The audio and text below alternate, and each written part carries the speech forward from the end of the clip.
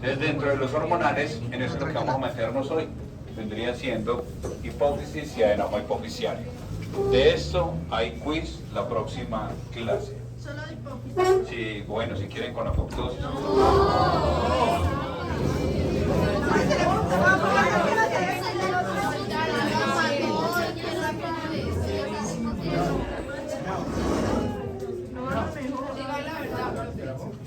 Entonces, con respecto a hipófisis, hay un sistema que, bueno, hay varios, pero uno de los que haría haciendo falta vendría siendo este, el sistema endocrino. El sistema endocrino está muy enlazado con el sistema nervioso. El semestre pasado había una parte que era todo lo que tenía que ver con tálamo y hipotálamo, que era la unión entre el sistema nervioso y el sistema hormonal. Esto era lo que se estaba viendo el semestre pasado en cuanto al sistema nervioso, y ahorita nos vamos a meter con el sistema endocrino. ¿Qué sucede con el sistema endocrino? Que él funciona a través de algo que se llaman hormonas, y las hormonas son sustancias que se producen en un sitio pero actúan en uno distante. Entonces eso es. ¿Cómo logran hacer eso? Viajando a través de la sangre. Eso lo hacen entonces estas células endocrinas, y cuando la hormona llega a su lugar, ahí tendríamos una de las funciones de las proteínas de membrana, sirven como receptores. Entonces debe existir un receptor para que esta hormona se pegue. Y hay células que están con receptores en todo el cuerpo, prácticamente casi todas tienen algún tipo de receptor. ¿Cómo van actuando las hormonas? Pueden actuar muy rápido en segundos, y algunas se pueden demorar a horas y otras hasta días. Esa es una diferencia muy grande con el sistema nervioso, porque el sistema nervioso es de milisegundos, es acción-reacción. Estos sí se demoran mucho más. Y con respecto a estas hormonas, pues se deben producir en algún sitio. Entonces desde aquí, si me vuelvo entonces por acá, esta imagen que esta es de tórtora, entonces dice funciones de las hormonas, entonces van ayudando a regular la composición química y el volumen interno de los fluidos del cuerpo, ayudan a regular el metabolismo, la contracción del músculo liso y de las fibras cardíacas, el control de algunas glándulas de la secreción, el crecimiento, el sistema reproductivo, establecer ritmos circadianos, y todo eso es a través de hormonas. Estas hormonas, como ya les dije, entonces viajan por la sangre y son producidas por glándulas. Un concepto para arrancar por acá: no todas las glándulas producen hormonas. Existen unas glándulas que llaman exocrinas, y estas glándulas exocrinas estas son células, son glándulas que producen su secreción y a través de un conducto la vierten ahí al ladito. Ejemplo de glándulas exocrinas: las del estómago, cuando vierten ácido, las que les producen a ustedes acné, cuando están aquí se acumula el sebo y sale aquí cerquita. Entonces, estas son glándulas exocrinas que producen su secreción y la liberan aquí. Las glándulas endocrinas producen su sustancia, que es una hormona, ella llega a la sangre y viaja a un lugar distante. Estas son diferencias grandes entre exocrina y endocrina. Esas hormonas que están circulando, la gran mayoría funcionan así. Tengo una célula endocrina, libera su hormona, viaja en la sangre, puede viajar sola, puede viajar pegada a una proteína, y cuando llega a su receptor, a su célula receptora, ellas tienen aquí la forma de capturarla y finalmente ahí cumplirán la acción en células distantes. Hay algunas que funcionan de esta forma, que no viajan tan largo, o sea, tienen células como relativamente cercanas, y entonces estas son receptores paracrino, para es al lado de, entonces están al ladito de, entonces no viajan tan largo. Y hay otras que se autoestimulan, ¿sí? Entonces se libera la hormona, se pega a su mismo receptor y ella misma se va autoestimulando para poder generar una respuesta. Entonces ese tipo de células se denominan células autocrinas. Las hormonas pueden ser de dos tipos: o que sean solubles en lípidos o que sean solubles en agua. Solubles en líquidos, las liposolubles. Las liposolubles pueden ir pegadas entonces aquí a un receptor cuando están viajando en la circulación, y cuando llegan a su zona, a su célula receptora, lo que ocurre es que como ya son lípidos, atraviesan fácilmente la membrana, llegan al citoplasma, atraviesan el núcleo, y cuando llegan al núcleo buscan su cromosoma, su zona receptora, y le indican a este ADN que me tiene que fabricar una proteína A, B, C, D, cualquiera, o sea, pero tiene que generar una síntesis de proteína. Desde aquí ya volvería todo lo del primer corte, síntesis de proteínas. Entonces, esta es la forma de actuar de estas hormonas: atravesar el citoplasma, atravesar el núcleo y generar toda una cascada para poder producir una nueva proteína, las liposolubles. Las que son hidrosolubles, ellas sí viajan sin proteínas ligando aquí en sangre. Cuando llegan, se pegan a su receptor y hacen una cascada con el AMP cíclico, que es un segundo mensajero, y de esta cascada se terminaría generando activaciones de proteínas, pero que ya están hechas. Esas son como las dos grandes diferencias entre las hidrosolubles y las liposolubles. El sistema endocrino no está en un solo sitio, está en muchos sitios. Todo lo que ustedes vean azul son estructuras de nuestro cuerpo que pueden funcionar como glándulas endocrinas. Una, tiroides. Otra, por acá, están encima de los riñones, suprarrenales. Otra, el páncreas. En Morfo 1 les dije solamente la función exocrina del páncreas, producir jugo pancreático. Ahora, al final, en tercer semestre, hablaremos de glándulas endocrinas. Buenas. Y gracias.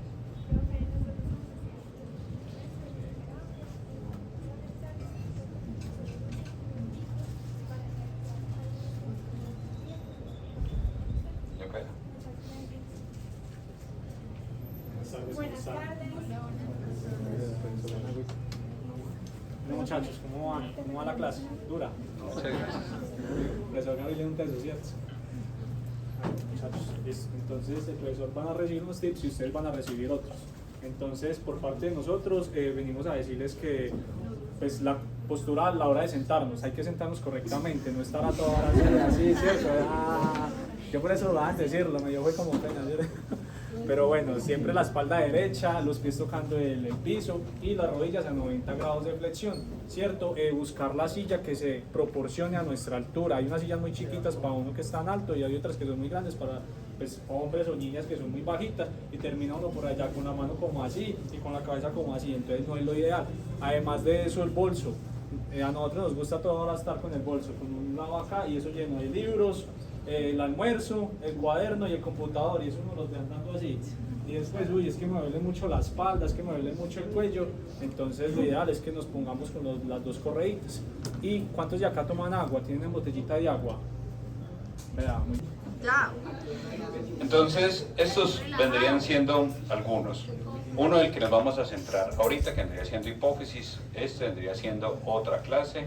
De este vamos a hablar solamente de generalidades acá, y de páncreas tendremos entonces también otra clase.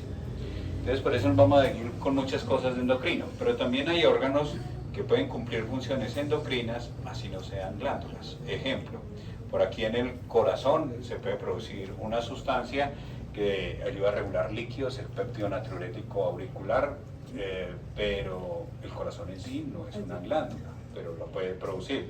Los riñones pueden producir una sustancia para generar más glóbulos rojos, eritropoyetina, pero eso no, el riñón no es una glándula pues para producir, pero pueden tener aquí. Y otros por aquí, como en los genitales, los testículos y también los testículos ya sobre todo para producir sustancias como la testosterona.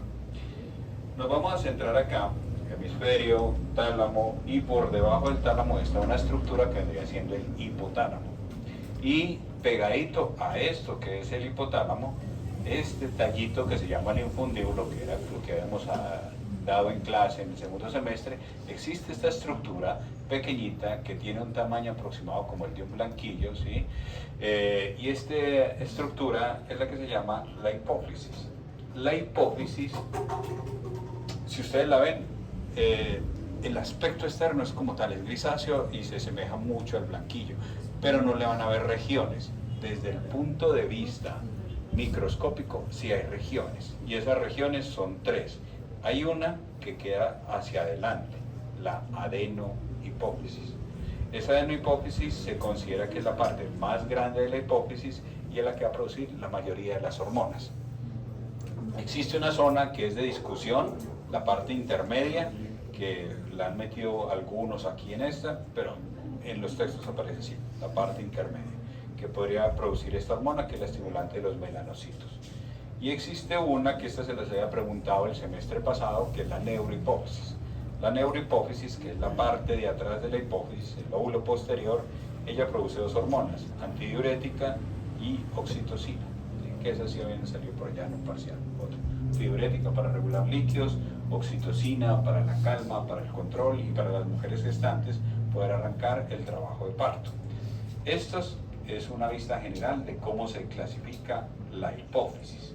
La hipófisis entonces está aquí por debajo del hipotálamo, aquí tendríamos el hipotálamo, este conjunto acá con sus 13 núcleos, y aquí estaría la hipófisis con sus 3 segmentos, una parte anterior, la adeno, una parte posterior, la neuro, y están metidos dentro de una estructura ósea que es de la cual ahorita vamos a hablar.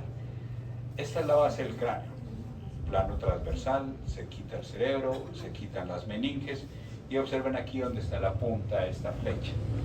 Esta estructura de acá se llama la silla turca. Las sillas turcas son sillas sin apoyabrazos, así como en forma de U. Esto es anterior, esto es posterior. Esta es la parte anterior de la silla turca, esta es la parte posterior de la silla turca, y en este hueco de acá es donde debe estar la hipófisis. Por acá y por acá va a estar saliendo un nervio que ustedes ya estudiaron, nervio óptico. Y entonces ahí ya van dilucidando para dónde va la cosa. Entonces por aquí va a pasar el nervio óptico. Está en todo el centro, la silla turca. Estaría entonces ahí, en esa zona central, y esa parte del esfenoide me va a contener una glandulita muy pequeñita que estaría aquí en 15, que vendría siendo la hipófisis. Si yo miro entonces la hipófisis, esto es un corte en el plano coronal, aquí por encima va a estar pasando, si esta es la hipófisis, por encima va a pasar esta estructura que se llama el quiasma óptico. Y ahí me devuelvo hacia el último parcial de Morfo 2. ¿Qué pasa si hay una lesión del quiasma? ¿Cuál es la lesión?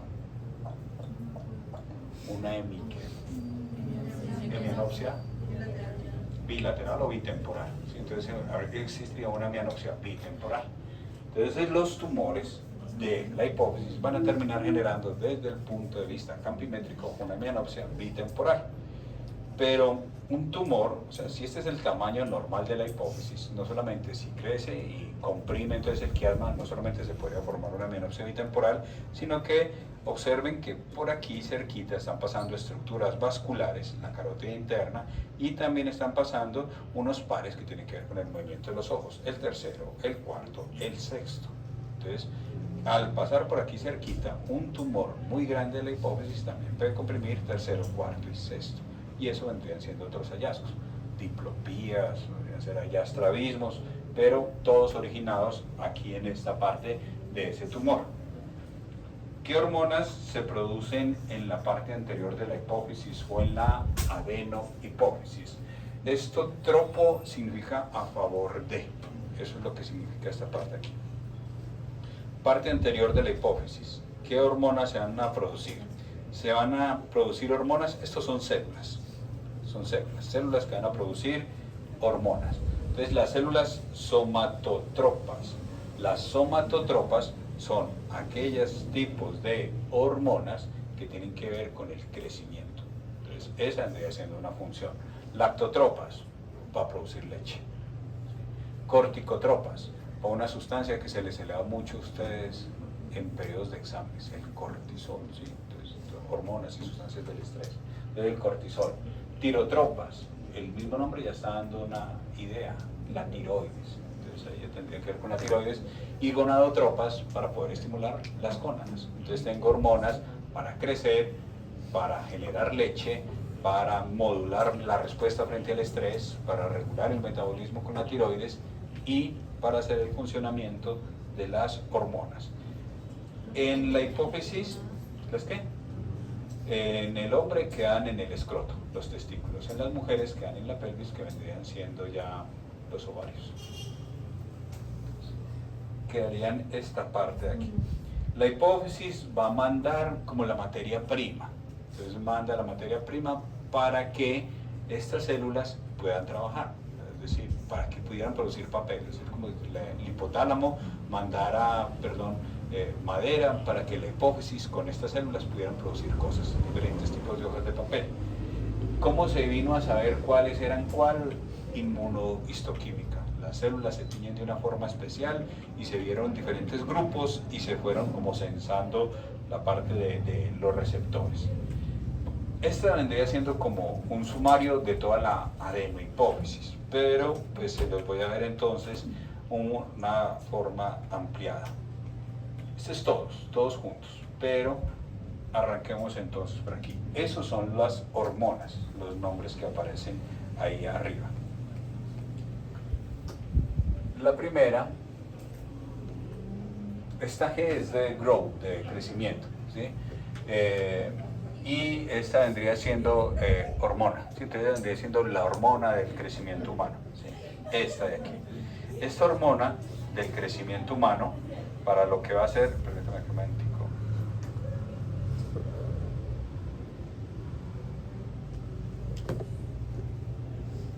Antes de pasar aquí, esta primera, ¿sí? La hormona del crecimiento humano, ¿sí? Esta hormona, lo que tiene que ver, o también se puede llamar somatotropina, lo que va a hacer es estimular muchas células del cuerpo.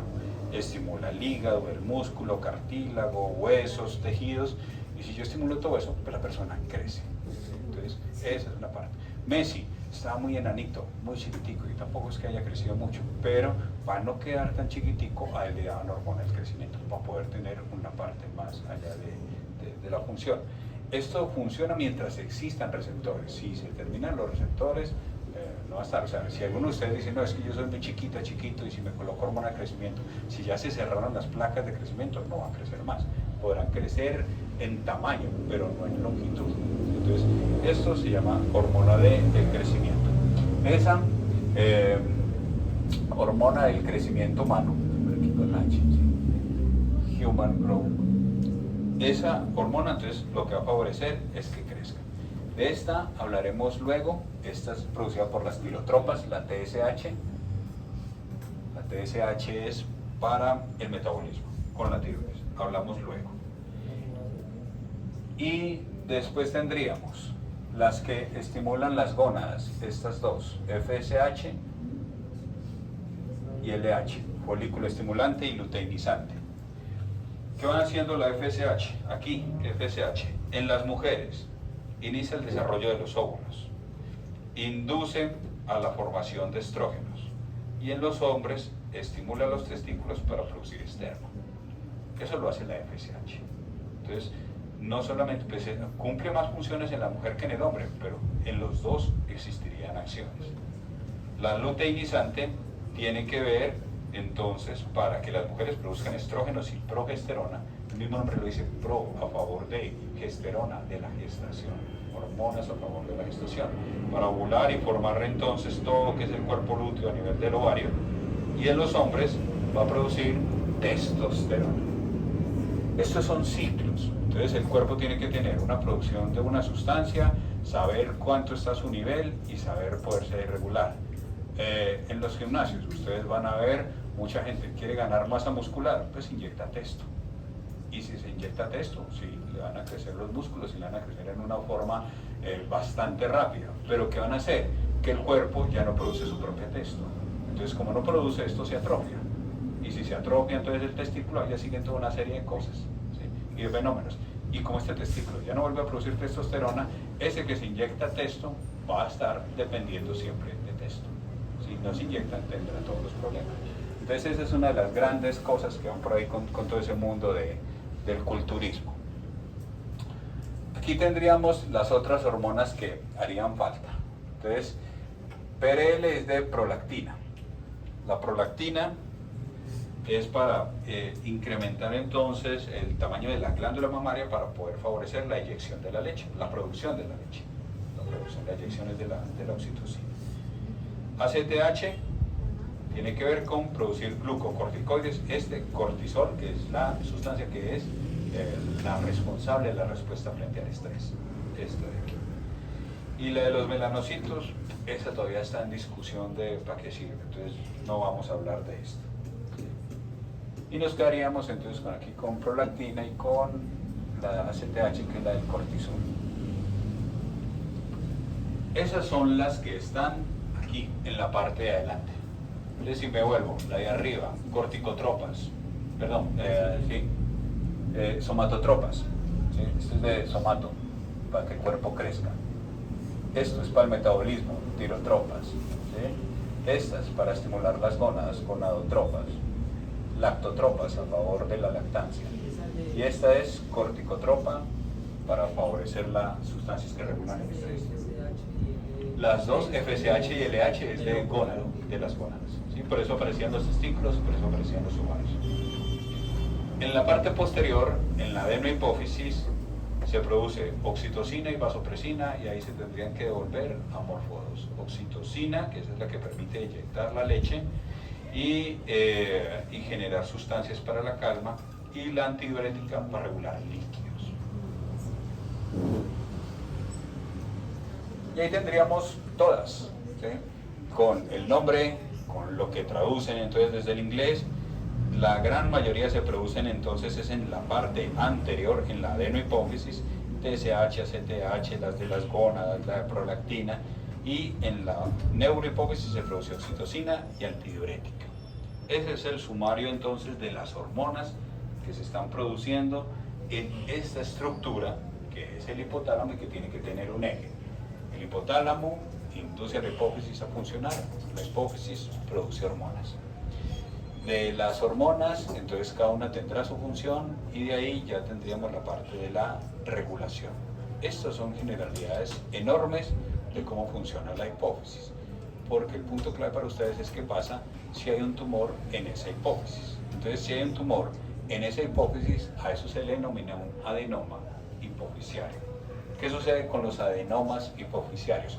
Cuando ustedes encuentren esas tres letras, OMA, está asociado a un tumor, ¿sí? Carcinoma. ¿Sí? Entonces, OMA es un tumor, pero ese tumor es benigno. Y miren aquí, que yo diga tumor no significa malignidad. Tumor es un crecimiento de algo. Hay tumores malignos y hay tumores benignos. Entonces, los tumores benignos de la adenohipófisis lo que van a hacer es que, como ellos están en un espacio muy cerrado, que es la silla turca, esa silla comienza a ir creciendo y creciendo, pues la silla turca se va a ir dilatando y puede comprimir estructuras que estén cerca, como el tercer, cuarto y sexto, y como el segundo par craneal.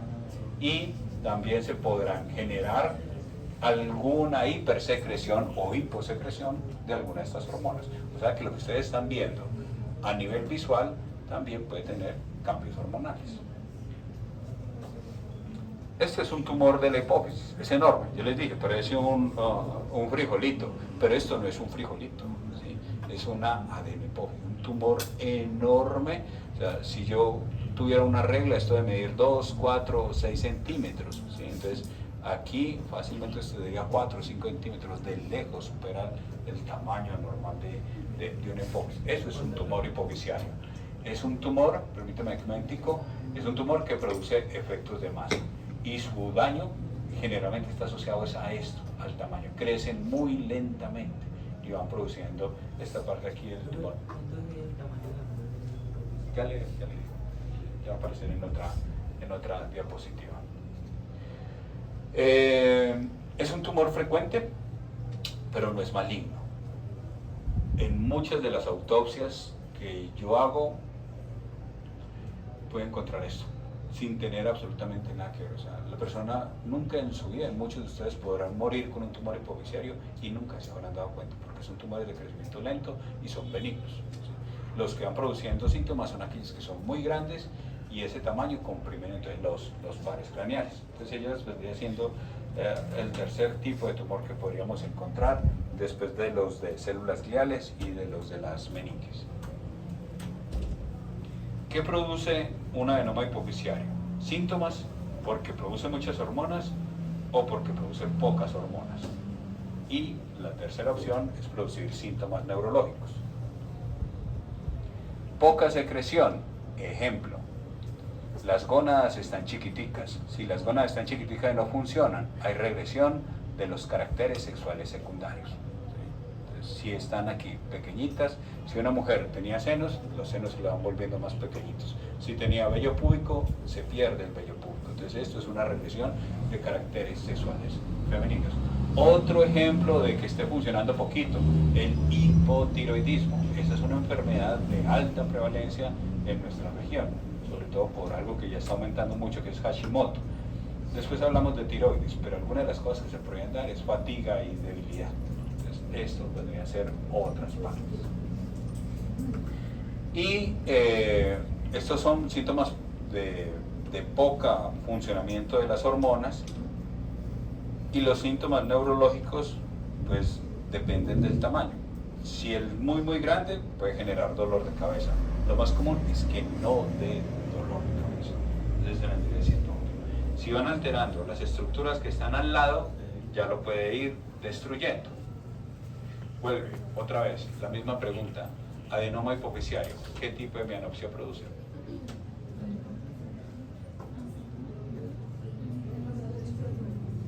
¿Hemianopsia qué? Bitemporal, ¿sí? Y ahí estaba en esta regla, ¿cierto? Hemianopsia bitemporal, ¿sí? Entonces, una hemianopsia bitemporal. Esto vendría siendo entonces la hipófisis, y ahí ya tendríamos cómo se distribuye el campo. Veo solamente el centro. ¿Por qué? Porque la lesión está entonces en el quiasma. ¿Qué otras alteraciones se podrían encontrar en una persona con adenomas hipofisiarios? 1. Tosis palpebral. Tosis, vuelvan otra vez a pares craneales, lesión del tercero, del elevador del párpado superior. Puede existir dolor, sí, porque recuerden que por ahí cerquita también está pasando el quinto, el trigémino.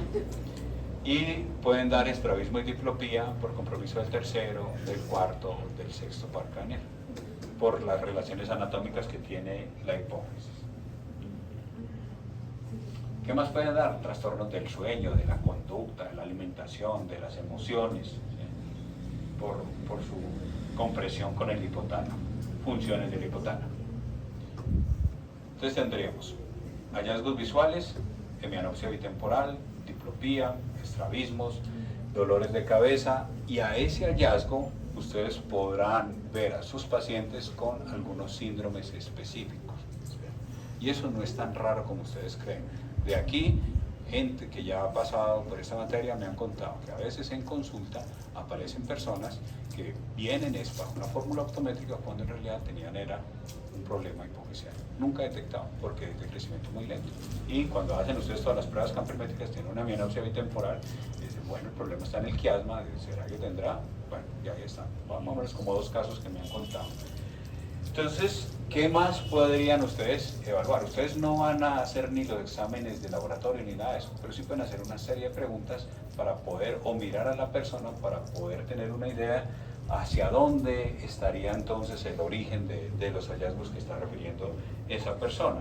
Obviamente hacen agudeza visual, hacen campimetría, ¿sí? Para poder mirar. Esto lo hacemos entonces los médicos, radiografías, tomografías, resonancias, para mirar a ver el tamaño de la silla turca. Y si está muy grande, los neurocirujanos hacen un tratamiento y es quitar todo ese tumor a través de la nariz.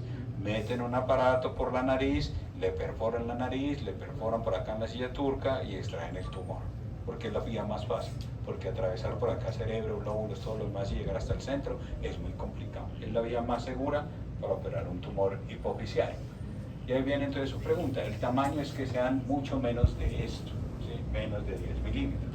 ¿Sí? Es decir, es pequeñita, es pequeñita, es pequeñita. Sí, tiene tumores que estarían por ahí más o menos entre 6 y 10 milímetros, entonces es muy poco probable que eso genere síntomas visuales, sino que genere más cosas hormonales. Si ya van sobrepasando este tamaño, los 10 milímetros, ahí ya sí pueden generar compresión del quiasma, compresión del seno cavernoso y afectar 2, 3, 4 y 6 par craneal.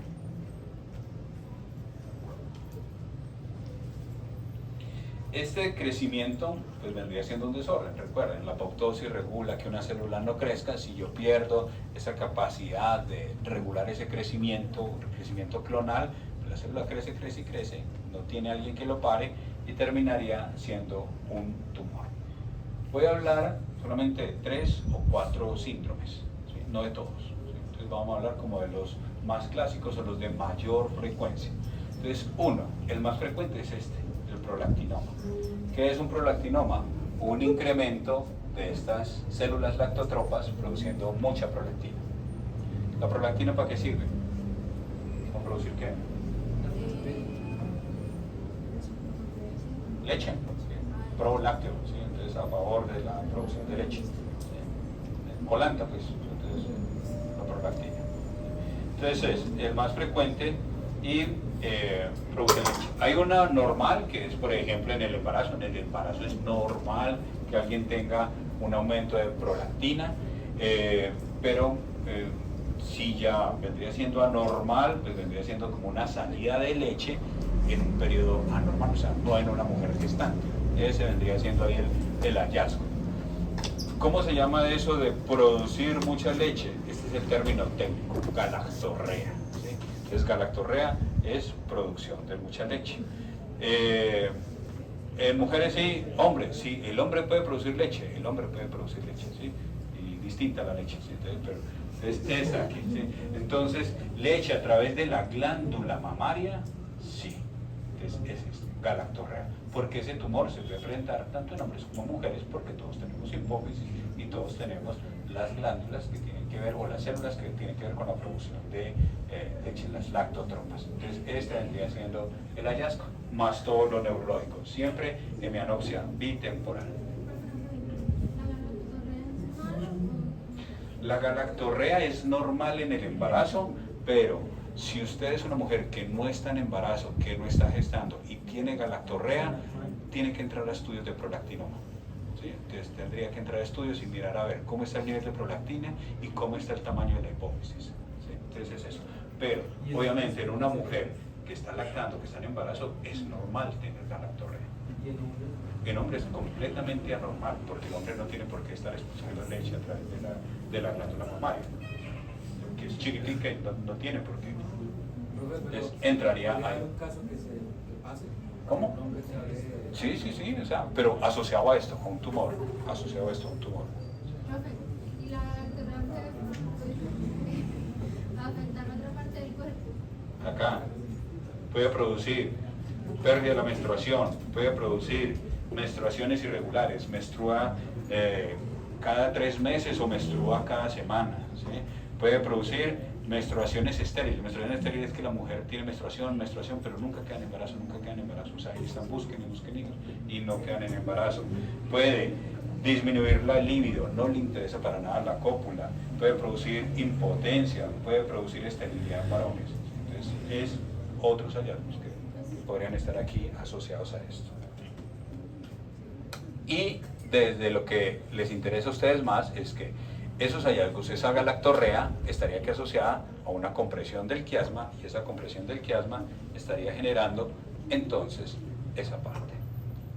Segundo síndrome, compromiso de la hormona del crecimiento, la somatotropa. Entonces, los dos hallazgos son o el gigante o la acromegalia. Recuerden que esto es para crecer. ¿Cómo aparecen entonces los gigantes? Los gigantes son simétricos. Entonces, esto se da en la infancia y adolescencia y son personas que comienzan a crecer y a crecer y a crecer en forma desmedida. Pero observen que su crecimiento es simétrico, o sea, cada una de sus partes es igual, o sea, es proporcionado. Eso es cuando se presenta antes del cierre de las epífisis. Esas personas antes les tocaba trabajar, eran circos y todo el mundo era feliz tomándose fotos al lado de gigantes. Estos son cuadros, este es un cuadro de un gigante que se llamaba Gilles, y entonces observen cómo el pintor lo deja ahí al lado. David derrotando entonces a Goliat. ¿Y qué dicen? Que David le pegó entonces con una honda a Goliat. ¿Dónde le pegó? Posiblemente en el centro, en una parte, porque Goliat, como era un gigante, posiblemente tuviera una adenoma hipofisiario, tenía una hemianopsia bitemporal, entonces David le tiró la honda por el lado donde él estaba ciego. Esa es una de las partes de explicaciones de alteraciones en la Biblia. El gigante bueno, a Goliat no hay registros como tal de fotos de Goliat ni nada de eso, pero este sí hay fotos. Este ha sido la persona más alta registrada en el mundo. 2,72 metros, 222 kilos, el padre medía 1,80, o sea que yo tengo el mismo tamaño del papá, y entonces comparen ahí cómo se vería esa persona. Se llamaban así, le llamaban el gigante de Illinois, vivió en ese periodo, de 1918 hasta 1940, y por allá tiene entonces también su parte ahí de un zapato, pues más o menos ahí está, ¿sí? Como 50 y payaso, ¿sí? Imagínate todo, y el cajón para enterrarlo, o sea, les cuento que fue un problema conseguir ese cajón, ¿sí? La cargada con grúa. ¿Se les hace conocido o no? Sí, listo. ¿No es? ¿Sí? Este era una persona que era muy buena en matemáticas, pero le tocó ser luchador, ¿sí?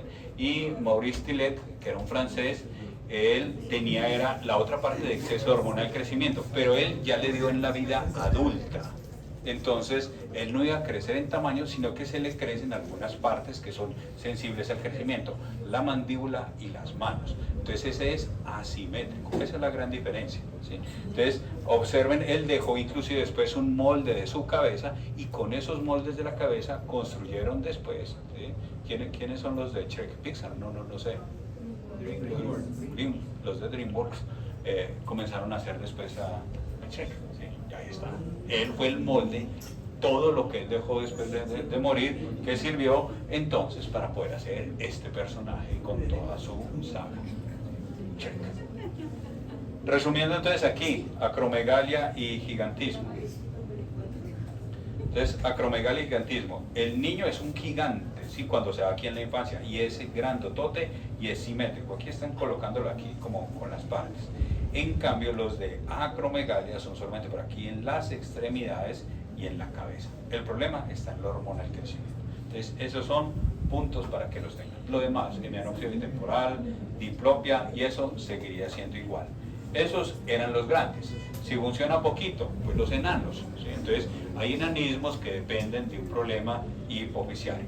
Diferentes cuadros de Rubens, donde utilizan también a los enanos para la rumba, ¿sí? Para la rumba de las cortes. Y el último síndrome es hormona del estrés, el Cushing, ¿sí? Entonces el Cushing es por un exceso de cortisol. ¿Qué va a producir todo ese exceso de Cushing? ¿Sí? Van a producir muchas cosas, además de hemianopsia bitemporal. Puede producir esto que se llama cara de luna llena, como muchos piquetes o muchas cicatrices por aquí a nivel de la cara. Puede producir cuello de búfalo, acumulan grasa aquí y les queda como un morrillo, ¿sí? En las mujeres pueden tener vello facial oscuro, entonces pueden parar aquí bigote, inclusive como barba, por aquí por un exceso de cortisol, osteoporosis, hipertensión y una obesidad que tiene una particularidad, que es así como si fuera una manzana llena aquí de estrías. Esto se llamaba abdomen en batracio. Entonces es un mundo como de bullying del médico, porque era así, tiene cara de luna llena, cuello de búfalo, abdomen de rana. Entonces esas características eran las que identifican a una persona con Cushing, y además las extremidades son como sequitas, como delgaditas, ¿sí? Entonces esta es una persona con un exceso de cortisol, puede ser por un tumor. Si alguna persona, por ejemplo, como me preguntan ahorita, lupus, le tienen que dar hormonas, sustancias esteroides para poder modular esa respuesta inflamatoria, terminan haciendo un Cushing por medicamentos. Selena, ¿sí? Que Selena tiene lupus, le tuvieron que colocar un riñón y tiene que estar tomando prednisolona. Y le dicen que está gorda, pues está gorda porque tiene esteroides, ¿sí? O sea, pero entonces es un efecto del medicamento que ella necesita. ¿Quién tiene Cushing? ¿Sí? Aquí, cuello de búfalo, cara de luna llena y una obesidad acá, más hipotrofia de los miembros inferiores. ¿Sí? Ahí estaríamos. Entonces, en esta parte aquí. De esto de obesidad hablaremos entonces luego. Y eso, es una paciente entonces con Cushing, van apareciendo ahí las estrías del Cushing, el cuello, y ese vendría siendo el síndrome por este exceso de hormonas. Esto que se retroalimenta, ahí lejos entonces la función de las hormonas hipofisiarias, ellas son necesarias, esenciales, tenemos que tener un equilibrio. Ese juego tan peligroso que tienen que ver muchos ahí con inyectarse cosas, pues va a terminar alterando el balance normal de esto. Otra cosa que está hoy en día con mucha investigación son los disruptores hormonales. Está en un gran campo de investigación, como el triclosan, como algunos frascos con BPA, como algunos de esos tarros que ustedes utilizan para llevar el agua como si fuera una licuadora, puede crear microplásticos que terminan alterando el eje y que a largo plazo pueden desencadenar una gran cantidad de hormonas. Porque yo casi todo lo tomo en vidrio, tratando de evitar o de disminuir el impacto de disruptores hormonales. Pues yo no lo usaría.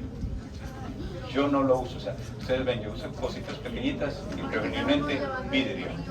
Nos vemos, quiz de hipófisis y única.